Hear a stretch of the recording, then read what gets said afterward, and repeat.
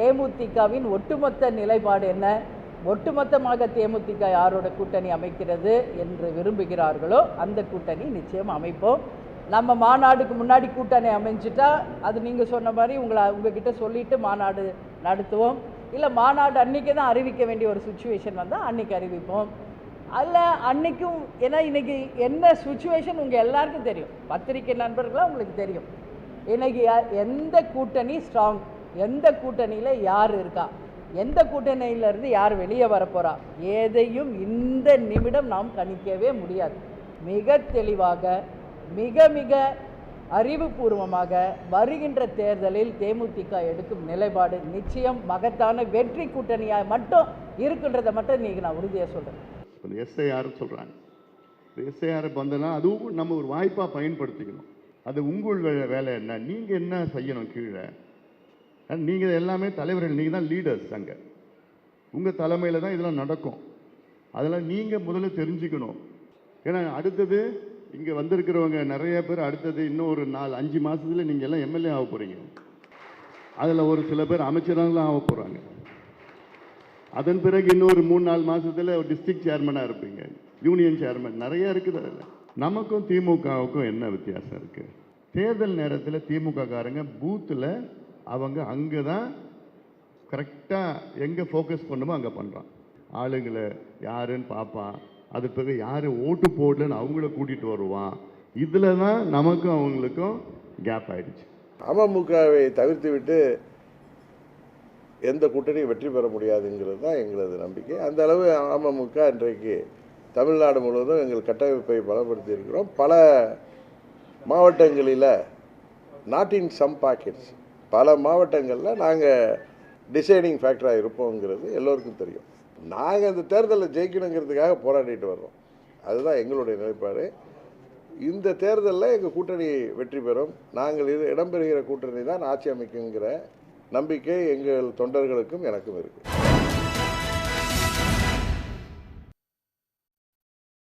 வணக்கம் நேயர்களே, இது கேள்விக்களம். தமிழ்நாடு தேர்தல் களம் சூடு பிடிக்க தொடங்கி இருக்கு என்றே சொல்ல முடியும். எந்த கூட்டணியில் இந்த சில கட்சிகள் இணைய போகின்றது என்ற கேள்விக்கும் இடமளித்திருக்கிறத நம்ம பார்க்க முடியும். ஒரு பக்கம் மதச்சார்பற்ற முற்போக்கு கூட்டணி, என்டிஏ கூட்டணி என்று இருக்க, என்டிஏ கூட்டணியிலிருந்து வெளியேறிய கட்சிகள் அல்லது இரண்டாக பிளவுபட்டிருக்கக்கூடிய கட்சிகள் எந்த பக்கம் செல்ல போகிறது, யாருடன் சேரப்போகிறார்கள், அமைச்சர்களாக போகிறார்கள், எம்எல்ஏக்களாக போகிறார்கள் என்ற கனவோடெல்லாம் பாமக போன்ற கட்சிகள் இருப்பதும் அதை குறிப்பிட்டு சொல்வதும் எந்த இடத்தை தூக்கி எந்த நீரோட்டத்தை நோக்கி நகரப் போகிறார்கள் என்கின்ற கேள்வியை எல்லாம் எழுப்பியிருக்கிறத நம்ம பார்க்கிறோம். இன்னும் இந்த கட்சிகளுடைய கூட்டணி உறுதிப்படுத்தப்படாமல் இருப்பது இவர்களுடைய சீட் பேரத்தை அதிகரிப்பதற்கான ஒரு முயற்சியாக இருக்கிறதா? இது போன்ற பல்வேறு விஷயங்களை உள்ளடக்கியதாக இன்றைய கேள்விக்களம் கட்டமைக்கப்பட்டிருக்கிறது. நம்மோடு இணைந்திருக்கக்கூடிய விருந்தினர்களையும் வரவேற்போம். அரங்கத்தில் பத்திரிகையாளர் பாக்கி இணைந்திருக்கிறார், அவரை வரவேற்கிறேன். திமுகவிலிருந்து இணைந்திருக்கிற திரு ராஜா தமிழ்மாறன் அவர்களை வரவேற்கிறேன். அதிமுகவிலிருந்து இணைந்திருக்கிற திரு ஜவஹர் அலி அவர்களை வரவேற்கிறேன். அதே போல அரசியல் விமர்சகர் திரு சூர்யா சேவியர் அவர்களையும் வரவேற்கிறேன். பத்திரிகையாளர் எஸ்ஜே இதயா அவர்களையும் வரவேற்கிறேன். திரு சூர்யா சேவியர், நீங்க எப்படி பார்க்குறீங்க? ஒருத்தருக்கும் ஒரு கனவு இருக்கிறத நம்ம பார்க்கிறோம். இப்போ ஜனவரி 9 நிச்சயமாக கடலூர் மாநாட்டில் யாரோடு கூட்டணின்னு அறிவிப்போன்னு பிரேமலதா விஜயகாந்த் சொல்லியிருந்தாங்க. இப்போ என்னடான்னா முன்னாடியும் அறிவிக்கலாம், அன்னைக்கு அறிவிக்கலாம், மாவட்ட செயலாளர்களுடையெல்லாம் கலந்து ஆலோசிச்சுட்டு எப்போ வேணாலும் அறிவிக்கலாம், அல்லது அப்படின்னு சொல்லி தேதியை பின்னோக்கி தள்ளுறதையும் நம்ம பார்க்கிறோம். இப்போ அவங்களும் ஒரு முடிவு எட்டப்படாத ஒரு சூழல் இருக்கிறாங்க அப்படின்னு புரிஞ்சுக்க முடியுது. அன்புமணி ராமதாஸ் அவர்கள் அமைச்சராகவும் எம்எல்ஏவாகவும் அப்படின்னா ஆட்சியில் பங்கு போடக்கூடிய ஒரு கட்சி கூட கண்டிப்பாக ஒரு கூட்டணி அமைக்க போறதில்லை. அப்போ அவர் யாரு கூட போக போறாரு அப்படிங்கிற ஒரு கேள்வி. டிடிவி தினகரன் அவர்கள் விஜய சமீப காலமாக புகழ்ந்து பேசிட்டு இருந்தாரு. ஆனால் அங்கே கதவு திறக்கப்படலையோ அப்படிங்கிற ஒரு சந்தேகமும் இருக்குது. இப்போ இவர்களெல்லாம் எங்க போறதுக்கான வாய்ப்பு இருக்கு? ஒரு புதிய கூட்டணியை அமைக்க முடியுமா சிறு சிறு கட்சிகளோடு சேர்ந்து? அதாவது என்னன்னா, இதில் அப்படி சிறிய கட்சிகளோடு கூட்டணி அமைப்பதற்கான வாய்ப்பு இல்லை. இவர்கள் ஏதேனும் ஒரு கூட்டணிக்குள் போய் சேருவதற்கான வாய்ப்புகள் தான் இருக்குது. ஏன்னா திமுக கூட்டணிங்கிறது வலுவாக இருக்காங்க. இப்போ அதிமுக பாஜக அப்படிங்கிற ஒரு அலையன்ஸ் இருக்குது. அந்த தேசிய ஜனநாயக கூட்டணிக்குள்ளே இருந்த சில பேர் இருக்கிறாங்க. இப்போ இப்போ அமமுகவை பொறுத்த மட்டும் என்னன்னா தினகரன் என்ன பேசுகிறாரு அப்படின்னு சொன்னால் தினகரன் ஏன் போகமாட்டாரு அப்படின்னு நான் சொல்கிறேன்னா பாஜகவிற்கு வந்து தினகரனை எப்படி பார்க்குறாங்க அப்படின்னு சொன்னால் அது ஒரு குறிப்பிட்ட சமூகம் அவருடைய சார்ந்த சமூக வாக்குகளை கன்சால்ட்ரேட் பண்ணுவது. அந்த கன்சால்ட்ரேஷனுக்கு தினகரன் பயன்படுவார். அதை வந்து பாஜக மிஸ் பண்ண மாட்டாங்க. எனவே பாஜக கூட்டணி அதிமுக கூட்டணிக்குள் ஏதேனும் ஒரு வடிவத்தில் அவர் உள்ளடக்கப்படுவார் அப்படிங்கிறது தான் என்னுடைய பார்வை. இதுல உறுதியாக இருக்கிறார் அப்படின்ற அவரை இறக்கி கொண்டு வர்றதுக்கு முயற்சி பண்றாங்க. அவரை வந்து கூட்டணியினுடைய தலைவர் இல்ல ஒரு கூட்டணி ஆட்சி. இப்ப பாமக பேசுறது என்னன்னா, அன்புமணி பேசுறது நீங்க கூட்டணியில மந்திரி அமைச்சராக போறீங்க அப்படின்னு சொன்னா ஒரு கூட்டணி அமைச்சரவையை நோக்கி அந்த அதிமுக பாஜக கூட்டணியை கொண்டு வருவதற்கான ஒரு முயற்சி. அதை எடப்பாடி முதலமைச்சர் அப்படிங்கிறதுல இருந்து கீழே இறக்குறது, அதுக்கு இவர் பேசிக்கிட்டு இருப்பார் தினகரன். ஆனால் இவை எல்லாமே எதற்கு உட்பட்டது அப்படின்னு சொன்னால் பாஜகவினுடைய கன்கரன்ஸ்க்கு உட்பட்டது. அவங்க தான் இதை பண்ணிக்கிட்டு இருக்காங்க. அப்போ இவங்க யாரும் வெளியேறி போக மாட்டாங்க. ஏன்னா வன்னியர் பேஸ்டுன்னு ஒன்று இருக்குது, மறவர் பேஸ்டுன்னு ஒன்று இருக்குது. இது எல்லாத்தையும் நீங்கள் ஒன்று நான் சொல்கிறேன். புதிய தமிழகம் எங்கே போவாங்க? கடந்த தேர்தலுக்கு முன்னாடி வரைக்கும் புதிய தமிழகம் வலுவாக பேசிக்கிட்டு இருந்தாங்க. எதுக்கு? பாஜகவுக்கு. ஆனால் கடந்த சட்டமன்ற தேர்தலில் புதிய தமிழகம் எங்கே போச்சு? சைலண்டாக இருந்தாங்க. ஆனால் கூட்டணியும் இல்லை, ஒன்றும் இல்லை. அதே போல் தினகரன் ஆக்கப்பட்டாலும் ஆக்கப்படுவார். நீங்கள் வேற ஒரு அணியை உருவாக்குவதோ அதில் வாக்குகளை பிரிப்பதோ அது திமுகவுக்கு சாதகமாக அமைந்துவிடும். எனவே பாஜக உள்ளுக்குள்ளதான் அவங்க என்ன செய்வாங்க, எல்லாருமே இருப்பாங்க. இதனுடைய உள்ளடக்கம் என்னன்னா, இதுக்குள்ள அகாமடேட் பண்ணிக்கப்படலைன்னா டிடிவி தினகரன் சிறிய கட்சிகளோடு கூட்டணி அமைப்பதற்கான வாய்ப்பே கிடையாது. அப்படி அமைச்சு அங்க போன தடவை அமமுக தேமுதிக எல்லாரும் சேர்ந்து ஒரு கூட்டணி ஒன்று அமைச்சாங்க. அது பெரிய அளவிற்கு ஒரு வாக்கு சதத்தை அவங்க ஒன்றும் பெற முடியவில்லை. எல்லா தொகுதியிலையும் நின்னாங்க. கிட்டத்தட்ட என் கணக்கே இருக்கு 114 தொகுதிகளில் டெபாசிட்லாம் போச்சு. அந்த மாதிரி ஒரு 15-20 தொகுதிகளில் தினகரனுடைய வாக்குகள் பிரிகிறது, திமுக அங்கே வெற்றி பெறுகிறது. இதெல்லாம் இருக்கு, ஒரு ஸ்ட்ராட்டஜிக்கு இருக்கு போன தேர்தலில். அப்படி பார்க்கிற பொழுது நீங்கள் வந்து தினகரனை வந்து இப்படி பேச வைப்பது, இது பாமக இப்படி பேசுவது, இது எல்லாமே ஒன்று தான். எடப்பாடி பழனிசாமி என்பவரை கீழே இறக்கி கொண்டு வரணும். கூட்டணி என்பதிலிருந்து அவர் என்ன செஞ்சிருந்தார், கூட்டணி என்ற ஒரு ஏற்பாட்டுக்குள்ள அதிமுக பாஜக எல்லாரும் கூட்டணி ஆகணும். எலெக்ஷனுக்கு பின்னாடி முதல்வரை முடிவெடுக்கலாம். பீகாரில் இப்போ சொன்னாங்கல்ல, அதே தேர்தல் வரைக்கும் அப்படியே கூட்டிகிட்டே வருவாங்க. கூட்டிகிட்டு வந்துட்டு தேர்தல் அப்போ அமித்ஷா என்ன செய்வார், ஒரு வார்த்தையை இப்போ பீகாரில் எப்படி போட்டாரோ அதே போல் மும்பையில் என்ன பண்ணாங்களோ அந்த மாதிரி பண்ணுவாங்க. அதற்கு ஒரு அந்த நம்ம அங்கே ஒருத்தரை உருவாக்குனாங்கல்ல மகாராஷ்டிராவில், அந்த சிண்டே, அந்த சிண்டே தான் இப்போ செங்கோட்டையன். அப்போ அதுக்கு ஒரு ஏற்பாடையும் ஒன்று பண்ணி வச்சுக்கிட்டாங்க. இப்போ இதெல்லாம் சேர்ந்து ஒரு ஆப்ரேஷன் நடந்துக்கிட்டு இருக்கு. ஆனால் ஒன்று, திமுகவுக்கு வலிமையான சிண்டேவாக இருக்கிறவங்க அகாமடேட் பண்ணப்படுவாங்க. தேர்தல் வந்துருச்சுன்னா எல்லாமே மாறுன்றீங்க. எல்லாமே மாறிடும். இதுல வந்து தேமுதிக இங்க ஒருவரும் அங்க ஒருவரும் பேசுவதெல்லாம் எடுபடாது. ஒரே ஒருவர் பேச போகிறார், அவர் பேசுவதுதான் தேர்தலில் கூட்டணியா அமையுன்றீங்க. எஸ், ஒரே இடம் தான். அதுல தேமுதிகவை பொறுத்த மட்டும் எங்கிட்டு வேணாலும் அவங்க போகலாம். திமுகவுக்கு போறதுக்கு அவங்களுக்கு வாய்ப்பு இருக்கு. ஏன்னா அவங்க மேல ஈடி வழக்குகள் கிடையாது, ஈடி வழக்குகள் எதுவும் கிடையாது. அதே போல் நீங்கள் பார்த்தீங்கன்னா இப்போ தாவேக்கா கூட இவங்கெல்லாம் போயிடுவாங்களா அப்படின்னு ஒரு கேள்வி கேட்டீங்கல்ல. தாவேக்கா வந்து மக்களால் அழைத்து வரப்பட்ட கட்சி அல்ல, அது ஈடியால் இழுத்து வரப்பட்ட கட்சி. நெய்வேலியிலேருந்து தூக்கிட்டு வந்தாங்க. தூக்கிட்டு வந்து தான் அவரை கொண்டாந்து நிப்பாட்டி வச்சுருக்கிறாங்க. அதுக்கு 25 இருக்குது, ஜப்பானில் இருக்குது, அமெரிக்காவில் இருக்குது, ஆப்கானிஸ்தானத்தில் ஓட்டு இருக்குன்னு பேசிக்கிட்டு இருக்காங்க. அது என்ன இருக்குங்கிறது வரட்டும், பார்ப்போம். அவரும் மக்கள் மன்றத்துக்கு போகட்டும், சந்திக்கட்டும். நீங்க இப்படி சொல்றீங்க, முதலமைச்சர் வேட்பாளரே நான் தான் எடப்பாடிக்கு டஃப் கொடுத்து ரிப்ளை கொடுத்தாங்க. நாங்க நம்ம 6 பேரும் சேருவோம், உங்களை முதலமைச்சர் ஆக்குவோம், வேட்பாளர் இப்ப சொல்றதுக்கு என்ன இருக்கு, சொல்லிட்டு போவோம். அது ஒன்றும் பிரச்சனையே கிடையாது. முதலமைச்சர் வேட்பாளர்னு தமிழ்நாட்டில் யாரும் சொல்லக்கூடாதா? சொல்லலாம், யார் வேணாலும் சொல்லலாம். நான் அமைச்சர்னு சொல்லலாம், எம்எல்ஏன்னு சொல்லலாம். மக்கள் ஓட்டு போடணும்ல, அதற்கான வாய்ப்பு இருக்கணும்ல. டிடிவி தினகரன்லாம் தாவேக்கா கூட கூட்டணி அமைச்சரலாங்கிற முடிவில் எவ்வளோ பேசிட்டு இருந்தாரு, பெரும் நம்பிக்கையோடு இருந்தாரு. நீங்க சொல்ற மாதிரி அவ்வளவு முக்கியத்துவம் இல்லாத ஒரு கட்சியாக இருந்தா அவர் அவ்வளவு தூரம் விஜய்க்கு ஆதரவு தெரிவிச்சு பேசி இருந்திருப்பாரா? அதெல்லாம் பேசுவாங்க. பேசி அதை வந்து என்னன்னா, நாங்க இங்கிட்டு ஓடிடுவோம், எச்சரிக்கையா இருங்க, நாங்க இங்க ஓடிடுவோம், எச்சரிக்கையா இருங்க, அந்த மாதிரியான ஒரு ஏற்பாடு. இது ஒரு பேர அரசியலுக்கான ஒரு பேச்சாதான் நீங்க பாக்குறீங்க. நிச்சயமாக. திரு பாக்கி, உங்களுடைய கருத்து என்ன? இப்போ பேசிட்டு இருக்கிற இந்த சலசலப்புகள்லாம், கூட்டணி குறித்த முடிவு பெறாத நிலைகள் எல்லாம் தேர்தல் நெருங்கும் போது மாறும். இப்போ அதிமுகவிலிருந்து என்டிஏ கூட்டணியிலிருந்து வெளியே போனவங்க, எடப்பாடிக்கு எதிராக வெளியே போனவங்க எல்லாம் கூட அகாமடேட் பண்ணப்பட்டுக்குவாங்க தேர்தல் நெருங்கும் போது. அப்போ ஒருவர் சொல்வதுதான் நடக்கும் அப்படின்னு சூர்யா சேவியர் சொல்றாரு. இல்லை என்டிஏலேருந்து வெளியில் போனவங்க எங்கே யார்கிட்ட அக்காமடேட் திருப்பி அதுக்குள்ளேயே அகாமடேட் ஆயிப்பாங்க. எல்லாத்தையும் ஒருங்கிணைச்சிருவார் அமித்ஷான்றார். எது எப்படியாக இருந்தாலும் என்னுடைய பார்வையே 2026 சட்டப்பேரவை தேர்தல் அநேகமாக 4 முனை போட்டி தான். 4 முனை போட்டி வந்து தி பெஸ்ட் வேன்னு நினைக்கிறேன். நான் முன்னாடி கூட மாற்று கருத்து இருந்தது. இப்போ ஏன் நினைக்கிறேன்னா, யார் வலிமையானவர் என்பதை நிரூபிப்பதற்கு ஒரு சரியான களம். இன்னும் சரியாக சொல்லப்போனால் பல ஆண்டுகளாக 4 முனை போட்டி இருந்த காலத்திலெல்லாம் எய்தர் திமுக ஆர் அதிமுக. எப்போனா 1971 திண்டுக்கல் தேர்தல்லேருந்து தொடங்குகிறேன். நான் அப்போ ஒரு உதாரணத்துக்கு அங்கே சொல்கிறேன். ஏன்னா அப்போ எஸ்டாப்ளிஷ் ஆகிடுச்சு திமுக ஆட்சி தமிழகத்தில். மக்களவை இடைத்தேர்தல் வருது. அப்போ காங்கிரஸ் 2ஆக இருக்குது, திமுக அதிமுக கழகங்கள் 2ஆக இருக்குது. காங்கிரஸில் இந்திரா காங்கிரஸ் ஒன்று இருக்குது, ஸ்தாபன காங்கிரஸ் பெருந்தலைவர் காமராஜர் அப்போ இருந்தபோது. ஆனால் முடிவு செய்யப்பட்டது அப்போ அதிமுக. திமுக மீது வெறுப்பு என்று வந்தால் அதிமுக மீது அதிருப்தி என்றால் திமுக என்கிற நிலைப்பாடு காலங்காலமாக இருந்து வருகிறது. இதில் மாறவே மாறாது. அப்போ மற்ற கட்சிகள் கூட்டணி அப்படின்னு பார்த்தீங்கன்னா 2-3 முறை இப்போ 4 முனை போட்டிகள் நடந்த காலத்திலலாம் எய்தர் திமுக அடுத்து அதிமுக தான் நடந்திருக்கு. 77 அதிமுக, 89 திமுக கலைஞர் கருணாநிதி தலைமையில், அதே மாதிரி 96 திமுக. இடையில் 4 முனை போட்டி வந்தபோது ஜெயலலிதா அம்மையார் வந்தாங்க. ஸோ அதாவது அதிமுக வெற்றி பெற்றது. ஆக மாறி இவங்க 2 பேர் தான். மற்ற கட்சிகள் எல்லாமே இன்னும் வந்து விஜய் அன்டெஸ்டட்.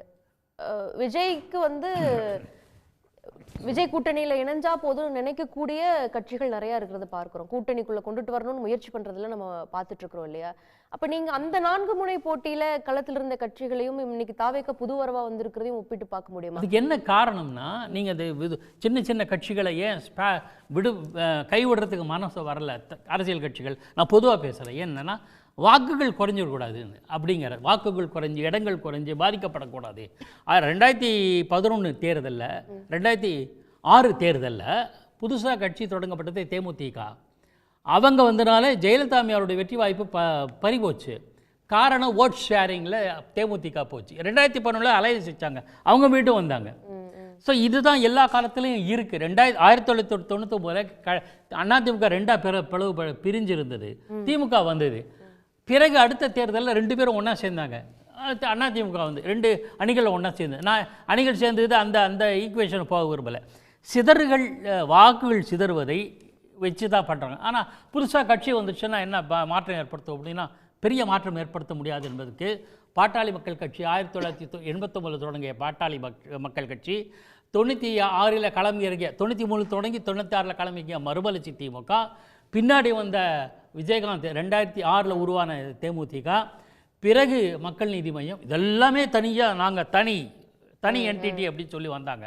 ஆனால் எல்லாருமே ஏதோ ஒரு அணியில் சேர்ந்தாங்க. நான் அணியில் சேர்றது விமர்சிக்கலை. அது சேர்ந்த பிறகு அவங்களோட வாக்கு சதவீதம்லாம் குறைஞ்சி போச்சு. பல தளங்கள் புள்ளி விவரங்கள் எங்கிட்ட இருக்கு. நான் சொல்கிறேன், அது ரொம்ப போர் அடிக்கும். எண்களை சொல்லிட்டு இருக்கோம். என்ன யதார்த்தமான பார்வைன்னா, 2 கட்சிகள் தான் மேஜர். அதை ஒட்டி மற்றவர்கள் என்ன முடிவு எடுக்கிறாங்க? தாவேக்கா சொல்லலாம், நான் எனக்கும் ஃபைட் பிட்வீன் டிஎம்கே அண்ட் தாவேக்கா அப்படின்னு சொல்லக்கூடும். இதை தவிர களமே எக்ஸாமினேஷன் எழுதாதவரை பற்றி நமக்கு என்ன சொல்ல முடியும்? ஆனால் இப்போ நீங்கள் சொல்கிறீங்க தேமுதிக பற்றி ஒரு சொல்கிறாங்க, நாங்கள் அமைக்கும் கூட்டணி தான் வெற்றி கூட்டணின்னு. போன முறை 2021 எங்கே அவங்க ஜெயிச்சிட்டாங்களா? அமமுக சொல்கிறாரு. அமமுக ஆர்கே தாங்க இடைத்தேர்தலில் வெற்றி பெற்றதை தவிர அமமுக எந்த அளவுக்கு சட்டப்பேரவைகளே மக்களவை உறுப்பினர்களே பெற்றிருக்கிறது இல்லையே. அவங்களால ஒன்று டிசைடிங் ஃபேக்டர். இப்போ கூட டிடிவி வந்து நாங்கள் இருக்கக்கூடிய அமைக்க போற கூட்டணி தான் வெற்றி கூட்டணி அப்படின்னு சொல்றாங்க. 2021 அவரும் தேமுதிகவும் சேர்ந்தாங்கன்னு நினைக்கிறேன். என்ன எவ்வளோ சீட்டு வாங்கிட்டாங்க அவங்க? எடப்பாடி தலைமையில் அதிமுக தானே ஜெயிச்சது. இன்னொரு விஷயம், இந்த மாதிரி பாமகவும் சரி மதிமுக கலைஞர் கருணாநிதிக்கு சேலஞ்சாக நின்னார். ஆனால் அவர் 96 சந்தித்த முதல் தேர்தலில் ஒரு சீட்டு கூட கிடையாது, ஒரு அக்கௌண்ட் ஓப்பன் பண்ணலை. ஆக நீங்கள் எல்லாத்தையும் ஒதுக்கிட்டு பாருங்க. லாஜிக்கலாக நான் பார்க்குறேன், புள்ளி விவரங்கள் இதெல்லாம் பார்க்க விரும்பலை. திமுக இல்லை என்றால் அதிமுக இல்லை என்றால் திமுக. இதுதான் மக்களுடைய மனநிலை.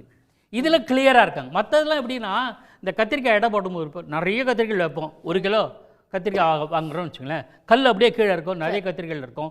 ஒரே ஒரு கத்திரிக்காய் வச்ச உடனே கரெக்டாக ஆகிடும். அந்த ஒரு கத்திரிக்காய் தான் பிரதானமா? இல்லை, அது ஹெல்ப் பண்ணுது, அவ்வளோதான். ஓகே. ஆக நான் எங்களால் வெற்றி அடைஞ்சிச்சேன்னு எல்லா கட்சிகள் சொல்றது லாஜிக்கான தெரியல. மக்கள் எப்பவுமே தமிழ்நாடு மக்களுடைய பேட்டர்ன் வந்து எத்தனை முனை போட்டியா இருந்தாலும் இருதுருவ அரசியல் தான். திமுக இல்லனா அதிமுக 50 வருஷமா இதான் நிலைமை. அந்த ட்ரெண்ட் எப்போ தான் எம்ஜிஆர் இருக்குது. அது யார் வந்தாலும் மாறாதுன்றீங்க உறுதியா? மாறுவதற்கு சாத்தியக்கூறு இல்லை. சரி, ஓகே. அப்புறம் ஜவஹர்லால்னு சொல்லிட்டோம். அதாவது என்னென்னா, அதிமுக என்பது ஒரு பெரிய இயக்கம், மக்களால் மதிக்கப்படுற இயக்கம். அந்த இயக்கத்திற்கென்று ஒரு குறிப்பிட்ட வாக்கு சதம் இருக்குது. ஏன் இப்போ இவங்கெல்லாம் இப்படி பேசிக்கிட்டே இருக்காங்க அப்படின்னு சொன்னால், எடப்பாடி பழனிசாமி அவருடைய தலைமையில் இருக்கக்கூடிய அந்த அதிமுகவினுடைய கீழே இருக்கக்கூடிய கட்சி ஆட்கள் இருக்காங்கல்ல, அவங்க மன ஓட்டத்தை மாற்றி கொண்டு இருக்கிறார்கள். நீங்கள் அந்த ஓட்டத்தை மாற்றி இதுதான் வேறு வழியே கிடையாது அப்படின்னு அவரை கொண்டு வந்து இறக்குற ஏற்பாடு இருக்குல்ல, அது அவரையும் செய்கிறாங்க. அதே போல் ஏடிஎம்கே ரேங்க்ஸையும் செய்கிறாங்க. அதில் ஏடிஎம்கே ரேங்க்ஸை டயர்டாக்குவது, டயர்டாக்கி இதுதான் வேறு வழி இல்லை, சரி கூட்டணி ஆட்சி வாங்க அப்படின்ற இடத்துக்கு நகட்டுவதற்கான ஒரு முயற்சி தான் வித்தியாதி. இதெல்லாம் ஒரு வருஷமாக நடந்துகிட்டு இருக்கு. ஓகே, இவ்வளவு முயற்சி நடந்திருக்கு. ஏடிஎம்கேவை பலவீனப்படுத்தி டயர்டாக்கி தொண்டர்கள் மத்தியில் ஒரு அவநம்பிக்கையை ஏற்படுத்தி ஏடிஎம்கேவினுடைய வாக்கு வங்கி பறிக்கப்படுவதற்கான முயற்சிகளா இதெல்லாம் இருக்கலாம் அப்படின்னு பார்க்குறோம். இவங்க கட்சியிலிருந்து வெளியே போனவங்க தான். அவங்க நாங்கள் இருக்கிற கூட்டணியில் இருக்க மாட்டாங்கன்னு ஓபிஎஸ் உறுதியாக சொல்கிறாரு. என்டிஏவில் மறுபடியும் ஓபிஎஸ் உள்ள வருவாரா அப்படின்னு கேட்டால் நயனார் நாகேந்திரன் அதுக்கு வந்து ஒரு உறுதியான பதிலை சொல்ல, மலுப்பலான பதில் சொல்கிறார். இல்லவே இல்லைன்னு சொல்லவே இல்லை. அப்போ என்ன வேண்டுமானாலும் தேர்தல் நெருங்கி வரும்போது மாறும். அமித்ஷா அவர்கள் சொல்வது தான் கூட்டணியாக இருக்கும். இப்போ கூட்டணி ஆட்சின்னு அமித்ஷா அவர்கள் முன்னாடி சொன்னது, அதற்கு பிறகு எடப்பாடி அவர்கள் அதை மாற்றி மறுத்து சொன்னதெல்லாம் மறுபடியும் மாறும். நிறைய கேள்விகளுக்கு உட்படுத்தி இருக்கீங்க. எப்படி அதிமுக வந்து எப்படியே காயப்படுத்தணுங்கிறதுக்காண்டி உங்களுடைய கேள்விகளை நீங்கள் வடிவமைச்சிருக்கீங்க. அதுக்கெல்லாம் நாங்கள் எந்த வகையிலையும் சளைக்க மாட்டோம், ஒன்றும் பிரச்சனை இல்லை. 2011 எதிர்கட்சி கூட அந்தஸ்தை இழந்த ஒரு திமுக 2016 ஆர்கே நகர் தொகுதியில் டெபாசிட் போன திமுக, நீங்கள் பொய்யான வாக்குறுதிகளை சொல்லி நாங்கள் ஆட்சிக்கு வந்தால் பாலாறும் தேனாரும் ஓடுன்னு சொல்லிட்டு ஆட்சிக்கு வந்தார்கள். இன்றைக்கு இந்த 4.5 வருஷம் 4.25 வருஷம் ஊழல் ஆட்சியை தவிர வேறு எதுவுமே இல்லை. ஒரு ஊழல் ஆட்சி, குடும்ப ஆட்சி. எந்த கும்பனாலும் எங்களை வந்து உரசி கூட பார்க்க முடியாதுன்னு சொல்கிறக்கூடிய முதலமைச்சர் வந்து சட்டம் ஒழுங்கு கெட்டு போய் டாஸ்மார்க்கில் ஊழல், இந்த டாய்லெட்டில் ஊழலுங்கிற இந்த நிலைமையிலே இந்த ஆட்சி ஓடிக்கிட்டு இருக்குது. மக்கள் இந்த ஆட்சிக்கு எதிரான மனநிலையில் இருக்காங்க. எங்கே பார்த்தாலும் பேசுகிறாங்க இந்த ஆட்சி எப்படா போகுங்கிறது. அப்படி இருக்கும்போது எங்களுடைய ஒற்றைக்கு வந்து திமுகவை தோற்கடிக்க வேண்டும், அனைத்து இந்திய அண்ணா திராவிட முன்னேற்ற கழகத்திற்கு. திமுகவை வீழ்த்துவதற்கு பலம் வாய்ந்த கட்சி யாருன்றது எல்லோருக்கும் தெரியும். நம்ம சேவியரும் சொன்னாரு, பாக்கி அண்ணனும் சொன்னாங்க. அதுதான் நோக்கம்னு டிடிவியும் சொன்னாரு, ஓபிஎஸும் சொன்னாரு. அவங்களே சேர்த்துக்கிட்டு திமுகவை வீழ்த்த வேண்டியது தானே சார்? இல்லை, எங்களுக்குன்னு ஒரு கொள்கை, கோட்பாடு, நிலைப்பாட்டில் தான் எங்கள் கட்சியை பயணிக்க முடியும். நீங்கள் ஒரு நெறியாளர் ஒரு விஷயத்தை சொல்லிட்டுங்கிறதுக்கான எங்கள் கட்சியை கொண்டு போக முடியாது. எங்கள் கட்சிக்கு சொல்வதற்கென்று அதற்காண்டி எங்களுக்கு அறிவுரைகளும் ஆற்றலும் கொடுக்கக்கூடியதற்காக எங்களுடைய பொதுச் செயலாளர் எடப்பாடியார் இருக்கார். அவர் கேட்கக்கூடியவர்களிடம் கேட்டு அந்த கட்சியை சிறப்பான முறையில் வழி நடத்துவார். அம்மா இருக்கும்போது 1.5 கோடி தொண்டர்களாக இருந்த இயக்கம் இன்றைக்கு 2 கோடி தொண்டர்கள் உருவாக்கி இருக்குன்னா அதனுடைய வலு. இப்போ அதிமுக வந்து ஒரு கூட்டணியை அறிவிக்குது, இந்தந்த கட்சிகள்லாம் எங்களோட இருக்குது அப்படின்னு சொன்னா ஒரு வலுவான கட்சியாக சொல்லலாம். இன்னைக்கு அதிமுக கூட்டணியில் இணைவதற்கு பாமக தயக்கம் காட்டுது, தேமுதிக இன்னும் உறுதியா சொல்லல, தேமுதிக தயக்கம் காட்டுறதை பார்க்கிறோம். அவங்க இன்னும் வந்து கடைசி நிமிஷத்து வரைக்கும் ஹோல்டிலேயே வச்சிருக்கிறாங்க. அப்படிங்கிறப்ப அதிமுக வந்து அங்க பலமா இல்லைல்ல. நீங்க அதிமுக பத்தி பேசுங்க, நான் திமுக பத்தி பேசுறேன், அப்பதான் சரியா இருக்கும். நீ அதிமுகவே பாயிண்ட் அவுட் பண்ணணும்னு முடிவுக்கு வந்துட்டீங்க. பொதுவா பேசுங்க, எல்லா கட்சி கூட்டணிகளை பத்தி பேசுங்க.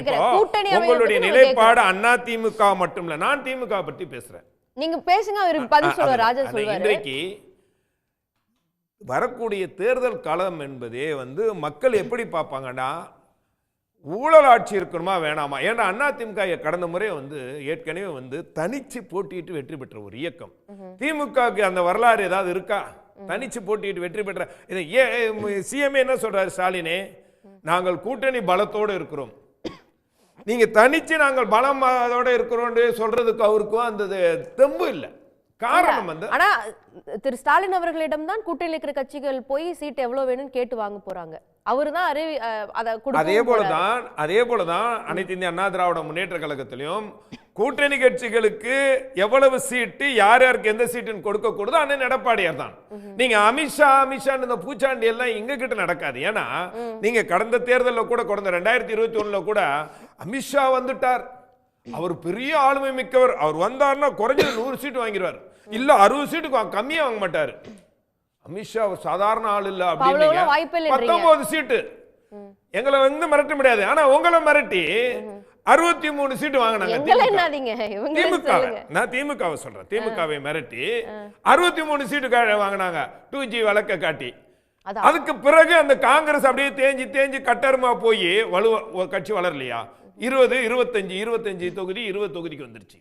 எங்க நாங்க அப்படி இல்ல, சீட்டை கொடுக்க கூடிய பாஜக தமிழ்நாட்டுல வளர்ந்திருக்கிறோம்னு சொல்றாங்க. இவ்வளவு பெர்சன்டேஜ் ஒரு தேர்தலில் எங்களுடைய வாக்குகள் இன்க்ரீஸ் ஆயிருக்குதுன்னு சொல்றாங்க. அப்ப அவங்க அதையெல்லாம் பேரமா பேசி எல்லோரும் சொல்லுவாங்க. இப்ப சொல்றாரு டிடிவி சொல்றாரு, நாங்கள் இல்லாமல் எந்த கட்சியும் வெற்றி பெற முடியுமான்னு சொன்னாரு. நம்ம 4 பேரும் அந்த பேட்டியை பார்த்துட்டு கொஞ்சம் சிரிச்சுங்க.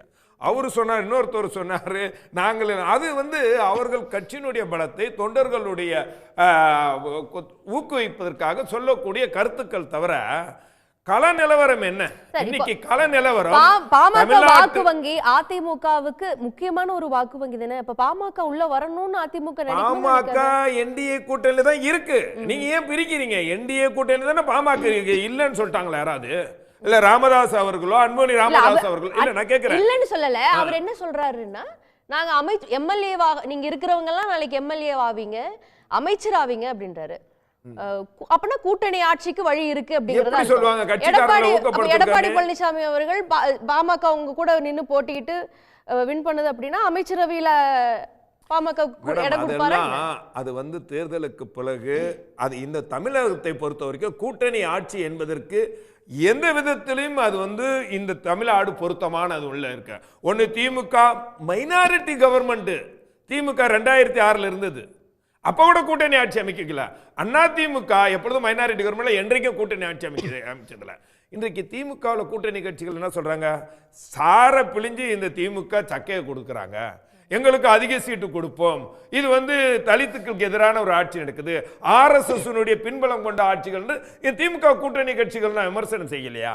ஆனால் தேர்தல் களம் வரும் பொழுது எப்போதுன்னா அதுனா ஜனவரிக்கு பிறகு அவர்களுடைய ஒவ்வொருத்தரும் இன்னைக்கு தேமுதிக தலைவர் அவங்க மேடம் சொல்றாங்கன்னா, பிரேமலதா சொல்றாங்கன்னா, அவங்களுக்கு ஒரு நிலைப்பாடு இருக்கும். அந்த நிலைப்பாட்டின் அவங்க ஒரு பாதையை வகுத்துக்கிட்டு போலாங்க. ஆனால் தேர்தல் களம் வரும்போது மக்களுடைய நிலையை புரிஞ்சுக்கிடுவாங்க. இந்த களம் இன்னைக்கு தேர்தல் களம் இவர்களுக்கு ஆதரவாக இருக்கு, அப்ப இந்த களத்தை ஆதரவு. நீங்க பிரேமலதா விஜயகாந்த் அவர்கள் வந்து அதிமுக என்டிஏ கூட்டணி முக்கியமானது அப்படின்னு நினைச்சிருந்தாங்க அப்படின்னா முன்கூட்டியே அதை பேசி நாங்க இந்த கூட்டணியில தான் இருக்க விரும்புறோம், இதுதான் எங்களுக்கு ஒரு வெற்றி வாய்ப்புக்கும் ஆரோக்கியமாகவும் இருக்கும், உங்களுக்கும் பயன் இருக்கும், ஒரு மியூச்சுவலா வந்து அதை அறிவிச்சிருந்திருக்கலாம். ஆனா இன்னும் கடைசி நிமிஷத்து வரைக்கும் தள்ளி போடுறாங்க அப்படின்னா தேமுதிகவுடைய வரலாறுகளை நீங்கள் பார்த்துக்கிட்டீங்கன்னா எப்பொழுதுமே தேர்தல் வேட்புமனு தாக்கல் செய்யறதுக்கு சில நாட்களுக்கு முன்பாகத்தான் கூட்டணிக்கு வருவாங்க. அப்பதான் ஒரு கூட்டணியிலே பேச்சுவார்த்தை நடத்தி இது பண்ணாங்க. கடந்த காலங்கள்ல திருமாவளவன் திராவிட முன்னேற்ற கழக கூட்டணியில் இருந்தவரும் வைகோ திராவிட முன்னேற்ற கழக கூட்டணியில் இருந்தவர்களும் கடைசி கட்டத்தில் மறுநாள் போய் போயஸ்கார்ல போய் கையெழுத்து போட்டு சீட்டை வாங்கிட்டு வந்த வரலாறுகள்லாம் இருக்கு. அதனால தேர்தல் களம் எப்படி வேணாலும் மாறும். அந்த தேர்தல் களத்தை நாம இப்ப நிர்ணயிக்க முடியாது. நாம இப்ப எதை நிர்ணயிக்கணும்டா, இந்த வரக்கூடிய தேர்தல் 2026 தேர்தல் திமுக என்ற ஒரு மாபெரும் நாசக்கார சக்திக்கும் மக்களுக்கான உள்ள போட்டியா தான் பார்க்கணும். ஏனென்றால் இன்றைக்கு தமிழகம் எல்லா வகையிலையும் பின்னோக்கி போய்கிட்டு இருக்குது, ஊழல் பெருக்கெடுத்து ஓடுகிறது, இன்றைய சட்டமன்ற கள்ளச்சாராய மரணம் அதிகரிச்சிருக்கு. இப்ப இது தமிழ்நாட்டுல மக்களுக்கும் திமுகவுக்கும் எதிராக திமுகவுக்கு போட்டியாக அதிமுக பலமா களம் காணும் அப்படின்றீங்க. ஆனா கூட்டணி அமைச்சுதான் களம் காண போறீங்க. கூட்டணி மெகா கூட்டணி அமைப்போம். எங்களுடன் கூட்டணி வருபவர்களுக்கு லாபம், வராதவர்களுக்கு வெற்றி பெறுவோம். வந்தால் ஒரேடியாக திமுக அதாவது 200 தொகுதிகளுக்கு மேல் வெற்றி பெறுவோம் என்ற நிலையில தான் எங்களுடைய களம். கூட்டணியோடு தான் திமுகவை எதிர்கொள்ள முடியும் அப்படிங்கறத சொல்றீங்க. நின்று வெற்றி பெற முடியும். நீங்களா வந்து நான் சொல்லாத வார்த்தையை நீங்க சார் நீங்க தானே சொன்னீங்க எப்ப பார்த்தாலும் திமுக கூட்டணியோட தான் நான் தேர்தலை சந்திச்சிருக்காங்க, அதிமுக அப்படி இல்லைன்னு சொன்னீங்க. ஆனா இந்த தேர்தல் களம் அப்படி இல்லைங்கிறது ஒத்துக்கிறீங்க இல்ல? ஓகே. திரு ராஜா தமிழ்மாறன், திமுகவுக்கு தான் எப்போதும் கூட்டணியை நம்பி ஒரு தேர்தலை சந்திக்க வேண்டிய கட்டாயம் இருக்கு, அதிமுக அப்படியெல்லாம் இல்ல, தனிச்சே கூட தேர்தலை சந்திச்சிருக்கு அப்படின்றதெல்லாம் திரு ஜவஹர்லால் அவர்களுடைய கருத்தா இருக்குது. இரண்டு ஒப்பீடுகள் வந்து ரொம்ப ரொம்ப அவசியம். இங்க இந்த தேர்தல்ங்கிறது கடந்த முறை 2016 2021 வரை கொடுக்கப்பட்ட ஆட்சியில் இடைப்பட்ட நிலையில் திரு எடப்பாடி பழனிசாமி ஐயா அவர்கள் முதலமைச்சராக ஆனார். அந்த அதிமுக, அவர் பொதுச் செயலாளராக இருக்கக்கூடிய அதிமுகவுக்கும் இன்று 2021 இன்று வரை நடக்கக்கூடிய ஆட்சி, இதை சிறந்து நிர்வகித்து வருகின்ற கழகத்தினுடைய தலைவர் முதலமைச்சர் மு.க. ஸ்டாலின் அவர்களுக்குமான போட்டி தான் இது. நிஜமா சொல்லணும்னா இப்படிதான் நம்ம எடுத்துக்க முடியும். மக்களை எப்படி ஒப்பிடுவாங்கன்னா, ஜெயலலிதாவை வச்சு இப்ப பேச போறது இல்லை, எம்ஜிஆரை வச்சு இப்ப பேச போறது இல்லை, பேச போறது இந்த இரண்டு பெரும் தலைவர்களில் யார் தகுதியானவர்கள்ங்கிறதா இப்ப மிகப்பெரிய கேள்வி வரது. அப்படி பார்க்கின்ற பொழுது கூட்டணி என்று வரும் பொழுது முதலாவதாக சொல்லுகிறேன், அரவணைத்து செல்வதில் எங்களுடைய தலைவருக்கு நிகர் வேறு யாரும் கிடையாது. அதை ஆணித்தரமா நான் பதிவு பண்ண விரும்புகிறேன். ஒரு குடும்பத்துக்குள்ள சின்ன சின்ன சச்சரவுகள், கருத்து பரிமாற்றங்கள் ஜனநாயக ரீதியாக இருக்கத்தான் செய்யும். அதையெல்லாம் மனதில் ஏற்று தேவையானவற்றை அப்பப்ப செய்து கொடுத்து கூட்டணியை கட்டுக்கோப்பாக 10 தேர்தல்களில் தொடர்ந்து வெற்றி பெற்று வந்திருக்கிறார் எங்களுடைய கழகத்தினுடைய தலைவர் அவர்கள். இதுதான் அவருக்கு இருக்கக்கூடிய பாஸ்ட் ஹிஸ்டரி. ஆனா நீங்க தெளிவா வச்சுக்கோங்க, திரு பழனிசாமி ஐயா அவர்களுடைய நிலை என்னவா இருக்கு? அவர் முதலமைச்சர் ஆனதே ஒரு விபத்தினால். மக்கள் தேர்ந்தெடுத்து அவர் முதலமைச்சர் ஆகவில்லை. எம்எல்ஏக்கள் கூவத்தூரில் தேர்ந்தெடுத்து முதலமைச்சர் ஆனவர் தான் அவர். இன்னும் சரியா சொல்லணும்னா, சிலுவம்பாளையத்தில் உள்ளாட்சி தேர்தலில் தோத்து போனவர் தான் அந்த பழனிசாமி ஐயா அவர்கள். அப்ப மக்கள் அவர் முதலமைச்சரா தேர்ந்தெடுத்திருக்கிறாங்களான்னா, அண்ணா மன்னிக்கிறேன், நீங்க பேசும்போது நான் எதையுமே நான் குறுக்க பேசல, ஒரு வார்த்தை நான் குறுக்க பேசல. தயவு செஞ்சு ப்ளீஸ்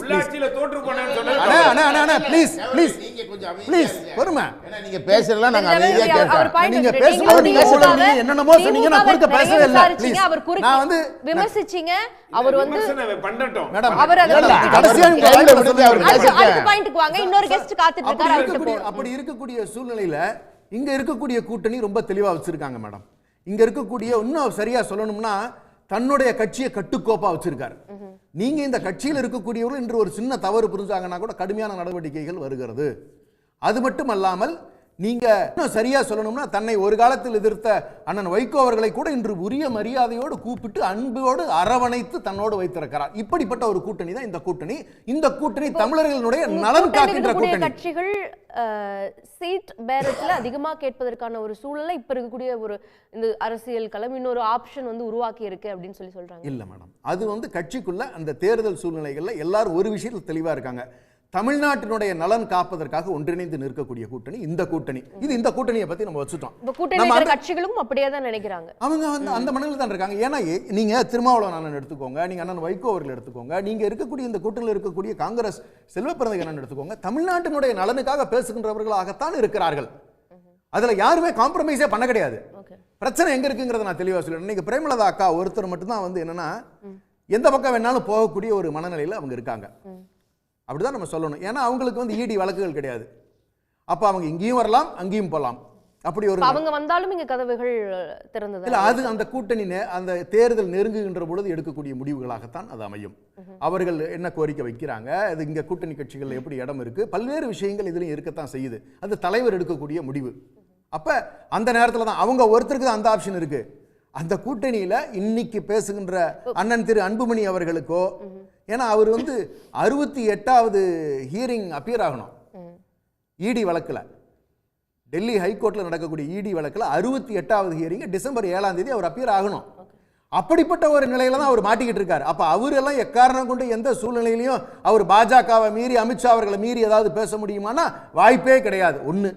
அதே மாதிரி 32 வழக்குகள் அதிமுக இருக்கக்கூடிய தலைவர்கள் மீது, மாவட்ட செயலாளர்கள், இன்று இருக்கக்கூடிய எம்எல்ஏக்கள் மீது இருக்கத்தான் செய்யுது. அதையெல்லாம் மீறி அதிமுக வந்துருமானா கிடையாது. நாளைக்கு இப்ப பீகார் ரிசல்ட் பொறுத்து கூட்டணி இருக்கக்கூடிய காங்கிரஸினுடைய சீட் பேரத்தில் சில மாற்றங்கள்லாம் வரும் நாளைக்கு ரிசல்ட் எப்படி இருக்குது, ஒருவேளை அவங்களுக்கு பாசிட்டிவாக வந்ததுன்னா இங்கே அதிகமாக கேட்பதற்கான வாய்ப்புகள்லாம் இருக்கும் அப்படின்லாம் கூட பேசப்படுது. ஸ்பெக்குலேஷன் என்ன வேணாலும் சொல்லலாம். வானத்தில் ஓட்டை விழுந்துருச்சுன்னா என்ன பண்ணுறதுன்னு கேட்கலாம், பூமி பிளந்துருச்சுன்னா என்ன பண்ணுறதுன்னு கேட்கலாம். அது பிளக்கிற அன்னைக்கு தான் பேச முடியுமே ஒழிய அன்று வரை அதை நம்ம தொட முடியாது.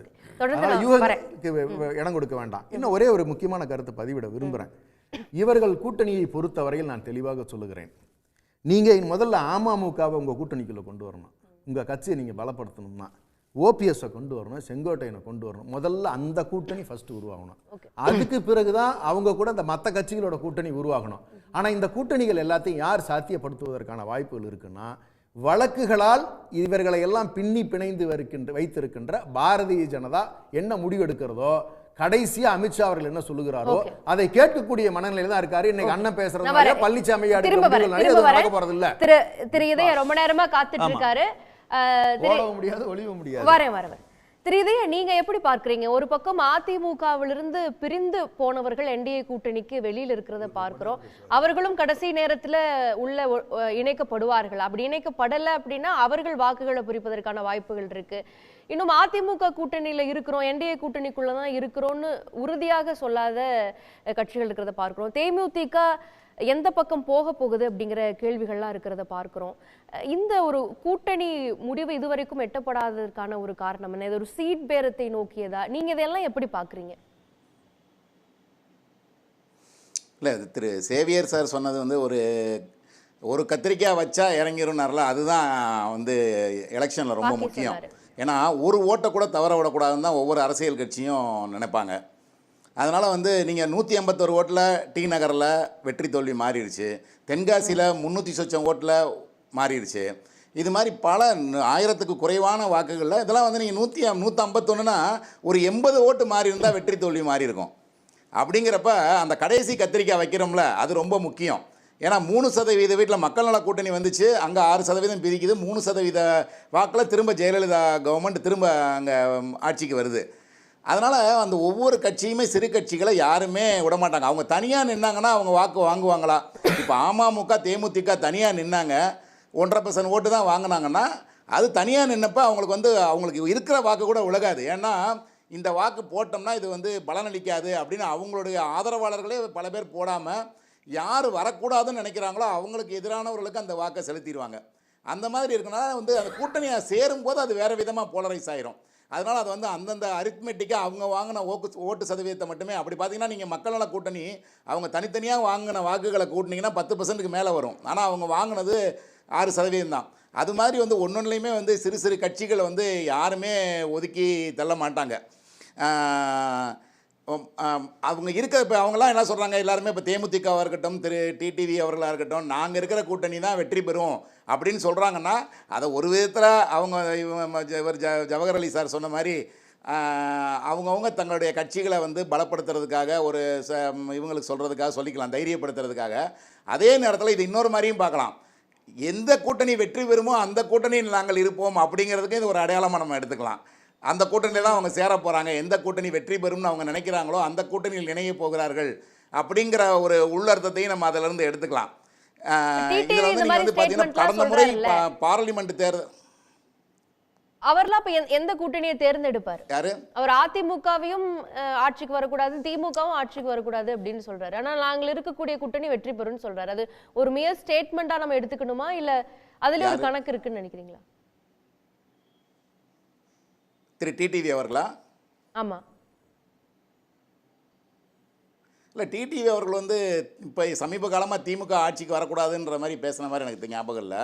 முன்னாடி அவர் வந்து சில சில இஷ்யூ விமர்சனம் பண்ணுறதை தவிர கரூர் சம்பவத்தில் அவர் முழுக்க முழுக்க திமுக அரசுடைய செயல்பாடுகளை தான் அவர் பாராட்டி பேசினார். அதனால் வந்து இன்னமும் அவர் வந்து இப்போ அவர் எடப்பாடி கூடாது அப்படின்றப்ப எதிரிக்கு எதிரி நண்பனாக எந்த நேரத்துலையும் கூட்டணிகள் கடைசி நேரத்தில் மாறலாம்.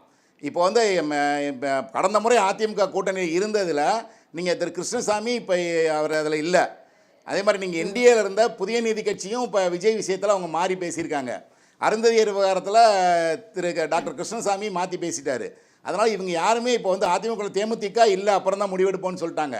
எஸ்டிபிஐ ஏற்கனவே அவங்க வெளியேறிட்டாங்க. பிஜேபியோட கூட்டணி அன்றைக்கி அவங்க வெளியே போய் திரு ஸ்டாலின் அவர்களை சந்திச்சுட்டு வந்துட்டாங்க. அதனால் இப்போதைக்கு வந்து அதிமுகவோட எந்த கட்சியும் கூட்டணியில் இருக்க மாதிரி இல்லை. பட் என்டிஏல நம்ம தமிழ் மாநில காங்கிரஸ் மூப்பனார் மட்டும் இருக்குது. அங்கேயும் வந்து இன்னும் மற்றவங்கெல்லாம் வந்து பாமக இன்னும் உறுதியாக நாங்கள் இருக்கோம், அங்கே தான் இருக்கோம் அப்படின்றத சொல்லலை. ஆனால் ஒரு இருக்கிறதா நம்ம கருதுகிறோம். அது 2 ஃபேக்ஷனாக வேறு உடஞ்சிருக்கு. இவங்க எங்கே அப்பா எங்கே போவார், பையன் எங்கே போவார் அப்படிங்கிற ஒரு இது வேறு இருக்குது. ரெண்டாவது வந்து நம்ம இதை வந்து நம்ம அதிமுகவை வந்து திரு பாக்கி சார் சொன்னார், ஒன்று அதிமுக இல்லாட்டி திமுக, இப்படி தான் நம்ம ஆரம்ப காலத்திலேருந்தே அதிமுக உருவான காலத்திலேருந்தே ஒரு இது இருக்குன்னு. அதில் இப்போ ஒரு நான் களத்தில் போய் பார்க்கும்போது ஒரு சர்வே பண்ணும்போது அதில் சில மாற்றங்கள் இருக்கிற மாதிரி நான் நினைக்கிறேன். என்னென்னா இப்போ முன்னாடி வந்து ஒரு எம்ஜிஆர் ஜெயலலிதா அப்படின்னு ஒரு ஆளுமையோடு இருந்த ஒரு தலைவர்கள் இருந்தாங்க. அது வந்து இப்போ எடப்பாடி பழனிசாமி இவர் நம்ம திமுக நண்பர் சொன்ன மாதிரி அவங்க வந்து மக்களால் தேர்ந்தெடுக்கப்படாமல் ஒரு எம்எல்ஏக்களால் தேர்ந்தெடுக்கப்பட்டவர் அப்படின்னு வந்தார். அது வந்து கடந்த முறை அந்த தேர்தலில் அவர் நிற்கும் போது ஒரு ஆளுங்கட்சியோட பலமாக ஒரு முதலமைச்சராக ஃபேஸ் பண்ணார். அதற்கப்புறம் அவர் இப்போ வந்து திரும்ப இனிமேல் தேர்தலை எப்படி விஜய் வந்து அன்டெஸ்டடாக இருக்காரோ அப்படி தான் திரு எடப்பாடி பழனிசாமி அடுத்த எலெக்ஷனில் அவர் வந்து தான் டெஸ்ட் பண்ணி தான் அதை முடிவெடுக்கணும். அப்போ தான் அவர் ஒரு பலம் பொருந்திய தலைவராக, மக்களுடைய விருப்பத்துக்குரிய அந்த கரிஸ்மா உள்ள தலைவராக அப்படின்றது அப்போ தான் தெரிய வருன்ற அந்த அவருடைய அதிமுகவுக்கு பல தோல்விகள், அவருக்கு ஒரு பட்டப்பேரெலாம் வச்சாங்க, அதை நான் சொல்ல விரும்பலை. அந்த மாதிரி பல தோல்விகளை தொடர்ந்து சந்திக்கிறதுக்கு காரணம் அந்த ஆளுமை மிக்க தலைவராக இல்லையோ அப்படின்ற ஒரு கேள்வியும் அதில் வருது. ரெண்டாவது வந்து இன்னொன்று பார்த்தீங்கன்னா ஒரு நண்பர் சொன்ன கருத்து எனக்கு கொஞ்சம் ஏற்புடையதாக கூட இருந்துச்சு. அது அதிமுகவுடைய ஒரு அந்த வாக்கு வங்கி அப்படின்றது ஒரு சினிமா ஆசை உள்ளவர்களுடைய விருப்பத்தில் ஒரு கணிசமான வாக்கு வங்கி இருக்குது. அதில் அது எம்ஜிஆரை வந்து அந்த சினிமாவில் பார்த்து வந்தவங்க, அதுக்கடுத்து ஜெயலலிதாவை பார்த்து வந்தவங்க. இப்போ விஜய் வர்றாருன்னா அதில் வந்து அதிமுக வாக்கு வங்கிலேருந்து சிறு பகுதி வந்து விஜய்க்கு போகக்கூடிய வாய்ப்புகள் இருக்குது. அதனால் அதிமுக பலவீனப்படுறதுக்கான வாய்ப்புகள் இருக்குது அப்படின்றவும் ஒரு கருத்து இருக்குது. அதனால் வந்து பெரும்பாலான உதிரி கட்சிகள், சின்ன சின்ன கட்சிகள்லாம் வந்து எது பலமான கூட்டணியோ அதை நோக்கி அதான் வெற்றி பெற கூட்டணின்னு நினைக்கிறாங்க. அப்படி பலமான கூட்டணின்னு அப்படின்னு நினைக்கிற அளவுக்கு இப்போ அதிமுக இல்லையோ அப்படிங்கிற சந்தேகம் வருது. ஆனால் எல்லாருக்குமே இப்போ வந்து விஜய்னு ஒரு ஆப்ஷன் இருக்குது. அந்த விஜய்ன்ற ஆப்ஷனை அவங்க உண்மையிலே பயன்படுத்த போகிறாங்களா, இல்லை அந்த விஜய்னு பேசி கூட்டணி பேரத்துக்கு விஜயை பயன்படுத்த போகிறாங்களா? அந்த ஆப்ஷன் விஜய்ங்கிற ஆப்ஷன் வந்து ஆமாம் கண்டிப்பாக. நான் முதலமைச்சர் வேட்பாளர் விஜய்ங்கிற ஆப்ஷன் வந்து இல்லை. நீங்கள் வந்து இப்போ நீங்கள் அதிமுகவில் திரு ஜவஹர் அலி இப்போ சொன்னார், அதிமுகவில் எந்த காலத்துலையும் டிஎம்கேயும் கொடுக்காது அதிகாரத்தில் பங்கு, அதிமுகவும் கொடுக்காதுன்னாங்க. அப்போ சிறு சிறு கட்சிகள் என்றைக்கு தான் அதிகாரத்துக்கு வரணும் அப்படின்னு அவங்க ஒரு ஏக்கம் இருந்துச்சுன்னா அவங்களுக்கு வந்து விஜய் வந்து அதை தான் ஒரு ஓப்பன் ஆஃபராக வைக்கிறாரு. நீங்கள் என்னுடன் சேர்ந்தால் அதிகாரத்தில் நான் பங்கு தர்றேன், நம்மளோடையும் வருவாங்க இல்லையா, அவங்களுக்கும் அதிகாரத்தில் பங்கு கொடுக்கணும் இல்லையா அப்படின்னு பேசினார். அப்போ சின்ன சின்ன கட்சிகளுக்கு வந்து அது ஒரு பூஸ்ட் மாதிரி. ஏன்னா இவர் கரெக்டாக இப்போ ஜவஹர் அலி சார் சொல்கிறாரு, நாங்கள் எக்காரணத்துக்கு ஒன்றும் தரமாட்டோம், மைனாரிட்டியாக கவர்மெண்ட்டாக இருந்தால் கூட திமுகவும் தராது அதிமுகவும் தராதுன்றாரு. அப்போ சிறு சிறு கட்சிகளுக்கு தங்கள் அதிகம் இப்போ அன்புமணி சொல்கிறாரு நீங்களும் அமைச்சராகலாம் அப்படின்னா அதில் உள்ளுக்குள்ளே விஜய் பார்வை கூட இருக்கோ அப்படின்ற சந்தேகமும் நமக்கு வருது. ஒருவேளை அவரும் விஜயோட போகலாமோ அப்படின்ற மாதிரி எண்ணமும் தோணுது. அதனால் அந்த சிறு சிறு கட்சிகளுக்கு தாங்கள் என்னைக்கு ஒரு அமைச்சராகிறது, ஒரு துணை முதல்வர் ஆகிறது அப்படிங்கிற எண்ணத்தில் விஜயை நோக்கி காலப்போக்கில் போனாலும் போகலாம். ஆனால் கட்சிகளை வந்து ஒதுக்கி தள்ள முடியாது, அவர்களுடைய வாக்குகளும் டிசைடிங் ஃபேக்டரா இருக்கிறதுக்கான வாய்ப்புகள் நிறைய இருக்குது அப்படின்றது. இன்னொன்னு, தான் முதலமைச்சர் வேட்பாளர்னு விஜய் சொன்னாலும் ஆட்சியில் பங்கு அப்படிங்கிற ஒரு ஆப்ஷன் ஓப்பனா இருக்கிறதுனால தங்களுக்கு ஒரு முக்கியத்துவம் கொடுக்கப்பட வேண்டும், ஆட்சியில பங்கு அப்படிங்க நினைக்கக்கூடிய சிறு சிறு கட்சிகள் போலாம். இன்னைக்கு அன்புமணி அவர்கள் சொன்ன ஸ்டேட்மெண்ட் கூட விஜய் பக்கம் போவதற்கான ஒரு வாய்ப்புக்கு வழிவகுக்கும் அப்படின்லாம் நீங்க சொல்றீங்க. இது வந்து அதிமுகவை வலுவிழக்க செய்யுமா, இல்ல இது திமுகவினுடைய வாக்குகளை பிரிக்குமா, யாரை பலப்படுத்தும், யாருக்கு இது வந்து பயனா அமையும்? இல்லை இப்போ வந்து நீங்கள் வந்து நம்ம ஏற்கனவே இப்போ நான் சொன்னேன், அதிமுக கடந்த முறை வெற்றி பெற்று 75 சீட்டு வாங்கிச்சுன்னா கண்டிப்பாக அவங்க அதிகாரத்தில் இருந்தாங்க, அவங்கள்ட்ட வந்து ஒரு பெரிய ரோல் இருந்துச்சு. நம்ம ஒரு பத்திரிகையாளனா நான் போய் களத்தில் பார்க்கும்போது கண்டிப்பாக அங்கே வந்து திமுக வேட்பாளர் கொடுத்த பணத்தை விட அதிமுக வேட்பாளர்கள் அதிக பணம் கொடுத்தாங்க. அதனால் வந்து அந்த வெற்றி அது மூலமாகவும் வந்திருக்கக்கூடும். இப்போ திமுக அதிகாரத்தில் இருக்குது. ஸோ இவங்க இப்போ வந்து அதே எல்லா அதிமுக பயன்படுத்தின எல்லா உத்திகளையும் இவர்களும் பயன்படுத்துவார்கள். இவங்க கூட்டணி செதறாமல் இப்போ கடந்த அசம்பிளியை விட இப்போ வந்து கூட தான் ஆயிருக்கு அவங்களுக்கு. கமலஹாசன் வந்து புதுசாக அந்த கூட்டணியில் சேர்ந்திருக்காரு. இன்னும் வந்து எஸ்டிபி அங்கேருந்து இங்கே வந்திருக்கு. இது போக வந்து இன்னும் தேமுதிக வரலான்னு பேசப்படுது. இல்லை ஒருவேளை ஓபிஎஸ் செங்கோட்டையன் இவங்களே வந்து ஒரு பேக்கேஜாக ஒருவேளை திமுக போனாலும் போகலாம் அப்படின்ற கருத்தை இதுவரைக்கும் யாராலையும் மறுக்கப்படலை. அதுக்கும் சாத்தியக்கூறு. ஏன்னா அவங்களுக்கு வந்து எதிரிக்கு எதிரி நண்பன் எக்காரணத்தை கொண்டும். ஆமாம், கண்டிப்பாக அதிமுக வாக்குகள் பிரியும். அதுக்கு பலவீனமான நிலைமையில தான் இருக்குது. ஜவஹர் அலி உங்ககிட்ட குறுக்கிட விரும்பினாரு. இல்லை அவர் நண்பராக இருக்கட்டும் என்னன்னா, ஒரு முதலமைச்சரை யார் சார் தேர்ந்தெடுப்பாங்க? எம்எல்ஏ தானே தேர்ந்தெடுப்பாங்க. இதுக்கு முன்னாடி ஆரம்ப கட்டத்தில் முதல்ல கருணாநிதி அவர்கள் முதலமைச்சராக எப்படி வந்து மக்களால் நான் தான் முதலமைச்சர் சொல்லி தேர்ந்தெடுக்கப்பட்டவரா? சார், காலம் ஒரு மனிதனே முதலமைச்சராக்குறது, தலைவராக்குறது, ஒரு சூழ்நிலை உருவாக்கும். அதை சரியான முறையில் பயன்படுத்துகிறது. பதில் சொல்லட்டும். இல்ல அததான் சொன்னேன் நானு. அதுக்கப்புறம் வந்து திரு கருணாநிதி அவர்கள் மக்களை சந்தித்து நான் தான் முதலமைச்சர் வாய்ப்பு வரல. அதனால சொன்னேன் அடுத்த தேர்தலில் நின்று எடப்பாடி பழனிசாமி அவர்களும் அதை நிரூபிக்க. அதற்கு பிறகு கருணாநிதி அவர்களுக்கு தோல்வி தானே. எம்ஜிஆர் கட்சி ஆரம்பிச்சிட்டாரு, தொடர் தோல்வி தானே. அதே வாய்ப்பு 2026 கேளுங்க. ரெண்டாவது வந்து நம்ம நண்பர் ஒரு சரியான கருத்தை சொன்னாரு. இது வந்து 2 தலைவர்களுக்கும் இருக்கக்கூடிய போட்டியாக தான் பார்க்கணும். உண்மைதான். இது யார், எடப்பாடியார் என்ற ஆளுமையா ஸ்டாலின் என்ற ஆளுமையா என்று பார்க்கும்போது 4.5 வருஷம் 2 பேரும் ஆட்சி செய்தார்கள். எங்களை 7.5% இடஒதுக்கீடு கொண்டு வந்து அவர் திரு இதயா என்ன சொல்றாருன்னா, நான் தான் முதலமைச்சர் வேட்பாளர் என்பதை அறிவித்துவிட்டு திரு ஸ்டாலின் அவர்கள் தேர்தலுக்கு வந்து ஜெயிச்ச ஆட்சிக்கு வந்தாரு. ஆனா எடப்பாடி அவர்கள் முதலமைச்சர் வேட்பாளராக அறிவிக்கப்பட்டு முதலமைச்சரானவர் இல்ல. அதற்கு வந்து தேர்தலில் முதலமைச்சராக இருந்தோம் அப்படிங்கிற இதுல தேர்தல் சந்திச்சாரு. ஸ்டாலின் ஆனதை பத்தி சொல்லவே இல்லை. இன்னைக்கு இப்ப விஜயோட நிலையில தான் எடப்பாடி இருக்கிறாருன்றார். ஸ்டாலின் அவர்கள் ஒரு நீண்ட காலம் ஒரு தந்தையினுடைய அரவணைப்புள் ஒரு முதலமைச்சர் என்ற இதுல துணை முதலமைச்சர் அப்படி வந்தவர். ஆனால் எங்களுடைய பொதுச் செயலாளர் எடப்பாடியார் அவர் சொன்னார், மக்கள் யாரும் ஓட்டு போடுறது இல்ல, மக்கள் வந்து அதை பார்த்து ஓட்டு போடுற, அதை பார்த்து தான் மக்கள் வந்து ஓட்டு போடுறாங்க. வரக்கூடிய இந்த 2026 தேர்தல் தான் முடிவு செய்யும். அப்போ நான் முடிச்சிடறேன், ஒரே நிமிஷம், அடுத்த வாய்ப்பு கொடுக்கணும். சகோதரர் சொன்னதை நான் ஆமோதிக்கிறேன். 7.5% இடஒதுக்கீடு கொண்டு வந்து 11 மருத்துவக் கல்லூரிகளை கொண்டு வந்து மெட்ரோ காவிரி ஆணையத்தை கொண்டு வந்து பாதுகாக்கப்பட்ட வேளாண்மையை கொண்டு வந்து ஸ்டெர்லைட் ஆலையை மூடிய ஒரு தலைவர் வேண்டுமா? சொன்ன வாக்கு நீட்டு ரத்துன்னு சொன்னதா, அது செய்யல. நீங்க கல்வி கடனை செய்யல, கேஸ் மானியத்தை கொடுக்கல, மாதம் மின் வசூல் செய்வோம்னு சொல்லல. இது எல்லாம் செய்யாத ஒரு தலைவர் வேணுமா? தேர்தல் பிரச்சாரம் பேசுறீங்க. அவர் வந்து இதயா சொன்னது வந்து மக்கள் எப்படி பார்ப்பார்கள் என்று திமுகவுடைய செய்தி தொடர்பாளர் சொன்னார்ல. நீங்க அரசியல் விமர்சகர் அவரை வச்சே நான் இந்த தேர்தல் அரசியல் விமர்சகர்கள் என்ன வேணா பேசுவாங்க. ஆனா களம் திமுக அண்ணா திமுக என்று இருக்கும்போது திமுக செய்தி தொடர்பாளர்கள் என்ன கருத்தை மையப்படுத்தி பேசினார், நான் இதற்கு என்ன கருத்தை சொன்னேன், அதுதான் முக்கியம். இரண்டாவது, கடந்த தேர்தல் வாக்குகள் மட்டுமே வித்தியாசம். அப்ப இது படுதோல்வி. 75 சீட் 10 வருஷம் ஆன்டி இன்கம்பன்சிக்கு பிறகு 75 தொகுதிகளை வெற்றி பெற்றது யாரை முன்னிலைப்படுத்தி? மக்களிடம் சமூக வலைதளங்கள்ல வைக்கப்பட்டிருந்த கேள்வி, இன்னும் சில மாதங்களில் சட்டமன்ற உறுப்பினர்களாகவும் அமைச்சர்களாகவும் பாமகவினர் மாற இருக்கிறீர்கள் என்று அன்புமணி ராமதாஸ் கூறியிருப்பது யூடியூப் தளத்தில் வைக்கப்பட்டிருந்த கேள்வி. 7500 பேர் இதற்கு பதிலளித்திருக்காங்க.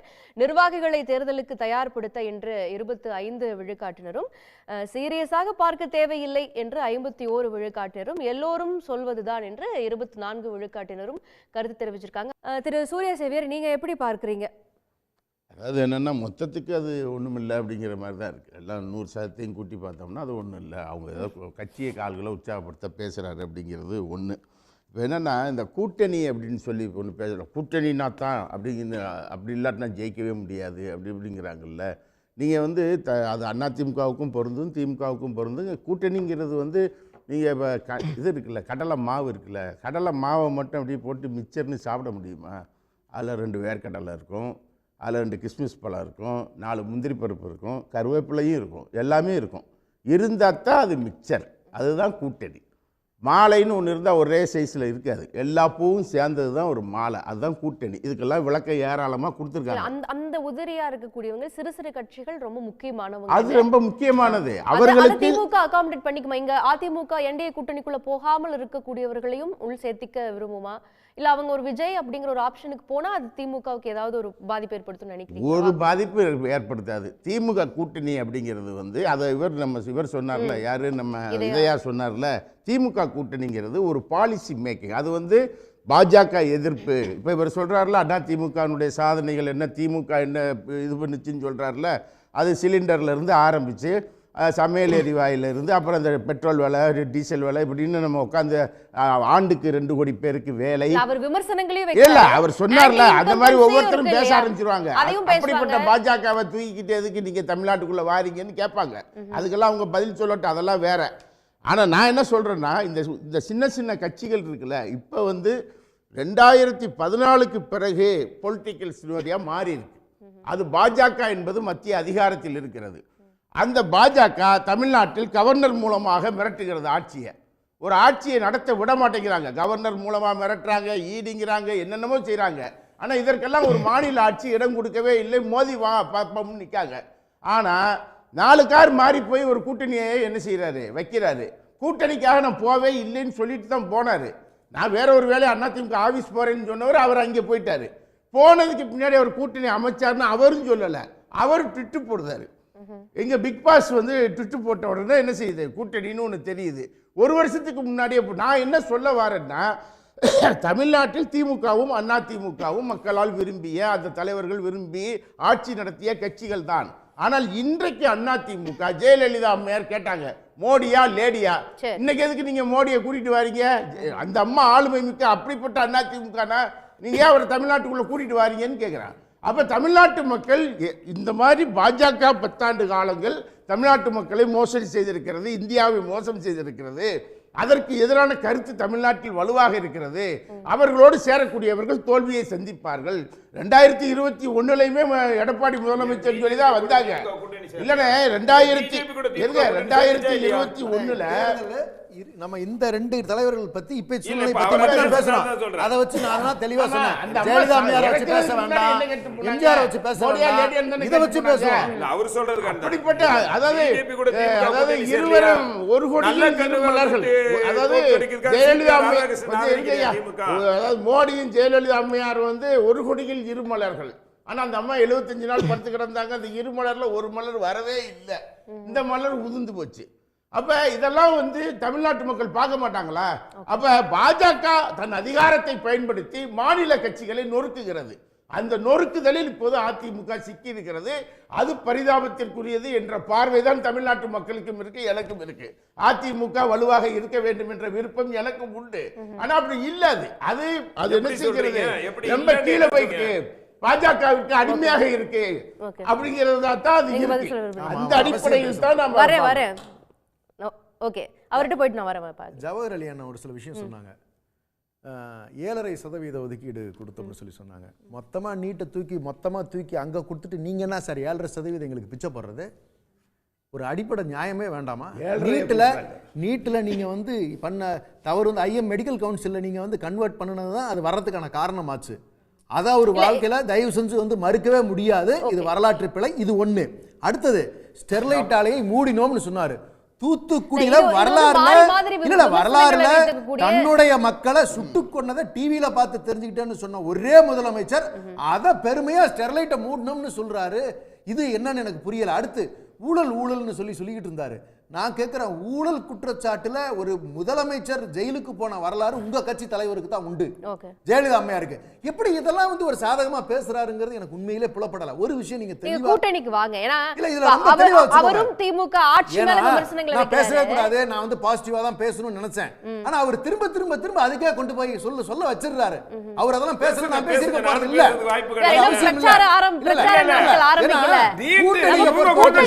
கூட்டணியை பொறுத்தவரை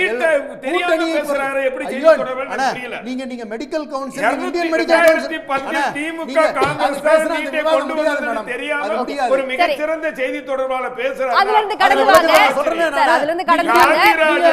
நீங்க இந்தியன் மெடிக்கல் கவுன்சிலை மூடிட்டு நீங்க கொண்டு வந்தாலும் விலக்கு கொடுக்கப்பட்டிருந்தது. நீங்க பத்தி அப்புறம் பேசுவோம். விலக்கு கொடுக்கப்பட்டிருந்தது. பேசாதீங்க. கலைஞர் இருக்கும்போது நீட்டு வரல. இந்த அம்மா எம்ஜிஆர் இருக்கும்போது அது நீட் வரல. நீதிமன்றத்துல இருந்து சார். இருங்க. கோர்ட் வந்து கமிஷன் ஆட்சி ஓகே கூட்டணிக்குள்ள திரும்புவோம்.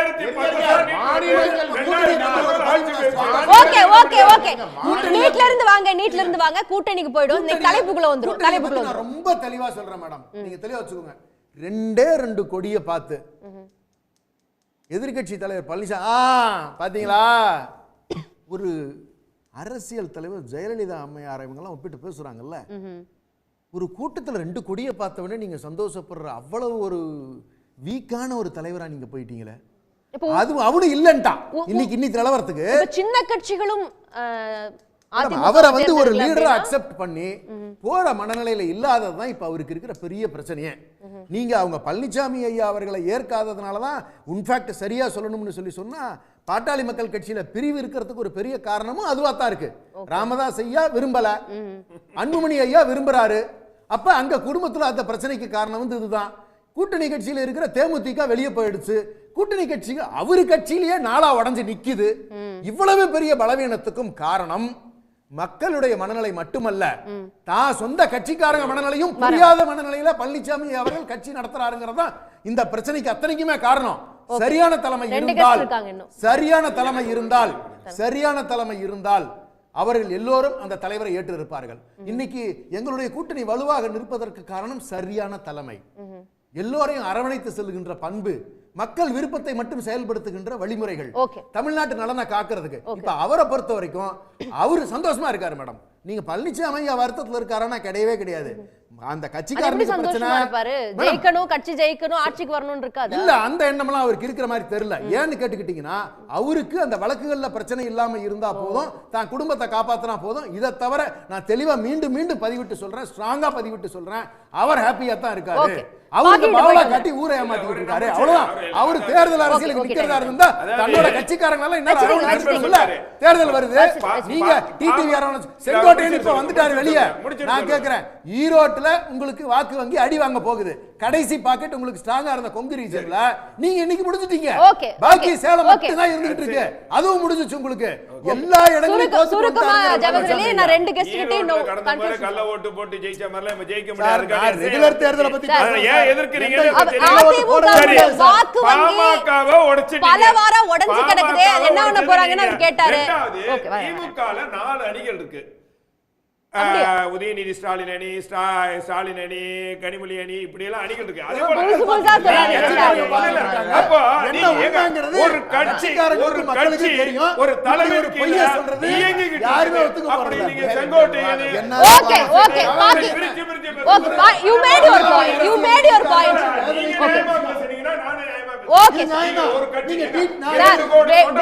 செங்கோட்டையன் செங்கோட்டையன் வெளியில வந்து என்ன பேசினாரு? செங்கோட்டையன் கட்சியிலிருந்து நீக்கி வைக்கப்பட்டவர்கள். அழகிரி என்ன பேசினாரு? அதெல்லாம் பேச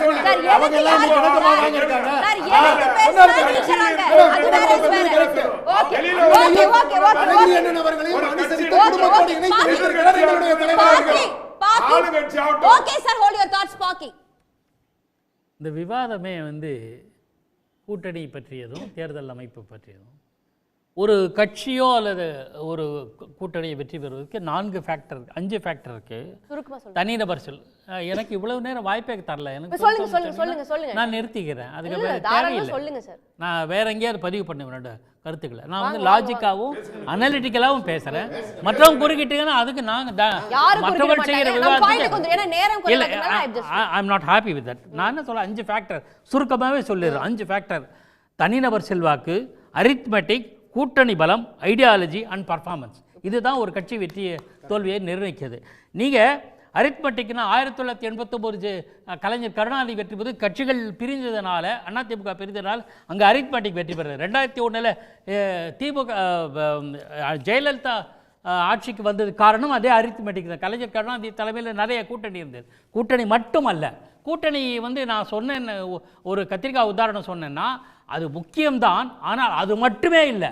இப்போ இருக்கிற நிலைமை ஓராண்டுக்கு 2 ஆண்டுக்கு முன்னாடி அதிமுகவில் பல்வேறு பிரிவுகள்னு சொல்றது கூட சரி இருக்காது. ஏன்னா செங்கோட்டையனோ அல்லது ஓபிஎஸ் நீக்கப்பட்டவர்கள் அதை விட்டுருவோம், நம்ம அந்த விவாதத்துக்கு போகிறோம்ல. அவங்களெல்லாம் சேர்த்தா ஓரளவு பலன் இருக்கும். கொஞ்ச நாளுக்கு முன்னாடி கொஞ்ச நாள் முடிச்சிடுறேன். Let me complete. I don't have time. இந்த கடந்த ஆண்டு வரை அந்த இப்போ கம்ப்ளீட்டாக கன்சாலிடேட் பண்ணிட்டாரு எடப்பாடி. அதிமுக கண்ண மூடி சொன்னா எடப்பாடி தான், திமுக கண்ண மூடி சொன்னா ஸ்டாலின் தான், வேற யாரும் கிடையாது. அப்படி இருக்கிற கன்சாலிடேட் ஆயிடுச்சு. ஒன்று. ரெண்டாவது கூட்டணி பற்றி ஆட்சியை பற்றியெல்லாம் பேசுகிறோம். கூட்டணி ஆட்சியை பற்றி ஒரே ஒரு முறை தான் அமித்ஷா சொன்னார் ஏப்ரலில், அதுக்கப்புறம் சொன்ன மாதிரி தெரியல.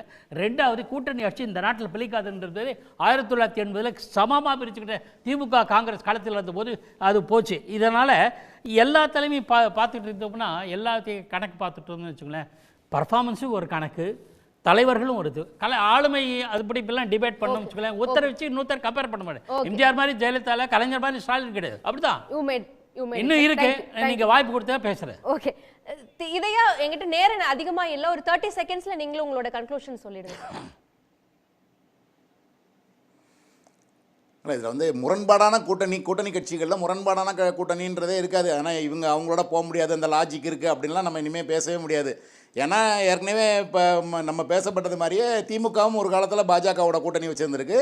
இப்போ பலமுறை திரு எடப்பாடி பழனிசாமி கடந்த வருடத்தில் பலமுறை சொன்னார், எந்த காலத்துலேயும் கூட்டணி கிடையாது, 26 கிடையாது, 29 கிடையாது, 31 கிடையாதுன்னெலாம் சொன்னார்.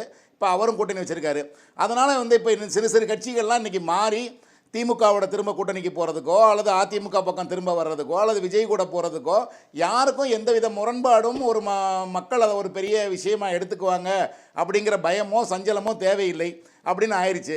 அதனால் வந்து இந்த கூட்டணி கட்சிகள் தங்களுக்கு எது சாதகமாக இருக்குமோ, தங்களுக்கு எது ஒரு அதிகாரத்தை தரக்கூடியது இல்லை அல்லது ஒரு தேர்தல் நிதியை தரக்கூடியது, ஒரு பொருளாதாரம் தங்க கட்சியை வளர்க்கக்கூடியது அப்படின்னு பல விதத்தில் முடிவெடுப்பாங்கன்னு நினைக்கிறேன். ஒரே ஒரு வரி பிள்ளையார் சுழியை பற்றி எடப்பாடி சொல்லும்போது பழம் நழுவி பாலில் விழுகிறதுன்னு கலைஞர் சொன்னது ஒன்றுதான். அவ்வளவுதான். நன்றி விருந்தினர்களுக்கும் நேயர்களுக்கும் நன்றி. மற்றொரு நிகழ்ச்சியை சந்திப்போம். வணக்கம்.